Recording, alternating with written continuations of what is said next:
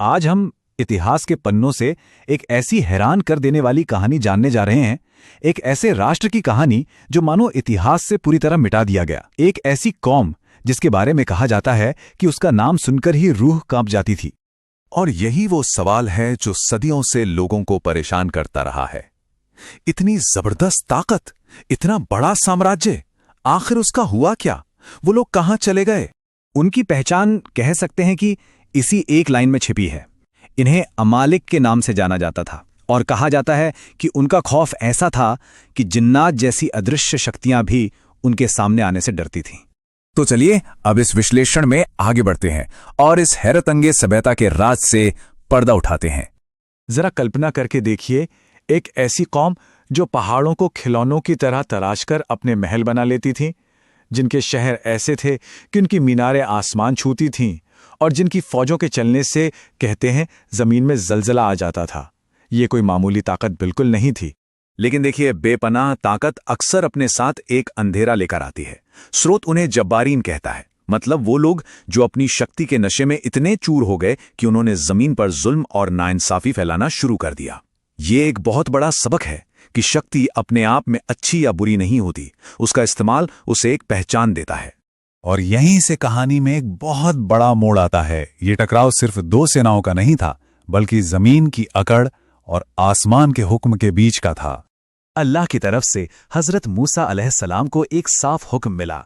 उन्हें और उनकी कौम बनी इस्राएल को उस पाक जमीन को आज़ाद कराना था जिस पर इन जालिम अमालिक ने कब्जा कर रखा था। ये एक सीधी और बिल्कुल साफ चुनौती थी। लेकिन जब हजरत मूसा ने अपनी कौम को ये हुक्म सुनाया तो जवाब क्या मिला? अमालिक का खौफ उन पर इतना हावी था कि उन्होंने बड़ी बेपरवाही से लड़ने से ही इनकार कर दिया। सोचिए, उनके शब्दों में कितना डर और कितनी बड़ी नाफरमानी थी। ये वो पल था जब एक कौम का ईमान उनके खौफ के सामने बुरी तरह हार गया। और इस इनकार का नतीजा 40 साल, एक पूरी नस्ल को सजा के तौर पर तीह के वीरान रेगिस्तान में भटकने के लिए छोड़ दिया गया। एक ऐसी सजा जिसमें कोई मंजिल ही नहीं थी। ना वो आगे जा सकते थे और ना ही पीछे लौट सकते थे। तो चलिए देखते हैं कि आज़ादी तक का ये सफ़र आखिर तय कैसे हुआ। पहली पीढ़ी ने डर के मारे इनकार किया और फिर वो भटकते रहे। लेकिन उन्हीं 40 सालों में रेगिस्तान की मुश्किलों ने एक बिल्कुल नई नस्ल तैयार की। एक ऐसी पीढ़ी जो मजबूत थी, ईमान वाली थी और अनुशासित थी। हजरत यूशा की अगुवाई में इसी नई पीढ़ी ने वो कर दिखाया जिससे उनके बाप दादा डर गए थे और आखिरकार जालिमों पर जीत हासिल की। लेकिन अमालिक की कहानी ये कोई इकलौती कहानी नहीं है, बल्कि ये एक बड़े पैटर्न का हिस्सा है।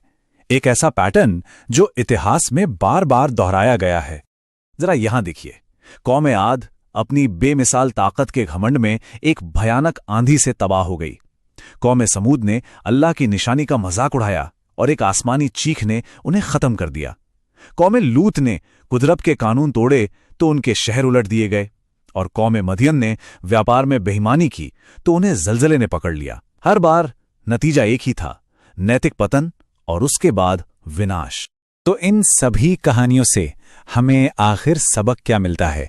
इन सब का निचोड़ क्या है जो आज भी उतना ही सच है जितना हजारों साल पहले था? और यही है सबसे अहम बात। कुरान के इस उसूल पर जोर दिया जाता है कि किसी भी समाज की किस्मत बाहर की ताकतें नहीं बल्कि उसके अपने लोग तय करते हैं। बदलाव की शुरुआत हमेशा अंदर से होती है। कहा जाता है कि ये परीक्षा 2 चरणों में होती है। पहले कौमों को मुश्किलों से आजमाया जाता है ताकि वो संभल जाएं, लेकिन अगर वो तब भी अपनी अकड़ नहीं छोड़ते तो उन्हें बेहिसाब दौलत और कामयाबी दी जाती है। और अक्सर यही खुशहाली उनकी सबसे बड़ी और आखिरी परीक्षा बन जाती है, क्योंकि इसी में वो अपने बनाने वाले को भूल जाते हैं। और यही बात इन कहानियों को आज भी जिंदा रखती है। ये सिर्फ गुजरे हुए जमाने के किस्से नहीं है, ये एक आईना है जिसमें कोई भी समाज अपनी छवि देख सकता है और ये समझ सकता है कि घमंड, जुल्म और नाफरमानी का अंजाम कभी नहीं बदलता। तो अंत में ये सवाल हमारे सामने आके खड़ा हो जाता है, अगर इतिहास गवाह है कि बड़ी बड़ी ताकतें अपने घमंड की वजह से मिट गईं, तो आज के दौर में जब इंसानियत ने इतनी तरक्की कर ली है, हम उन सबकों के सामने कहां खड़े हैं? ये एक ऐसा सवाल है जिस पर हम सबको बहुत गहराई से सोचने की जरूरत है।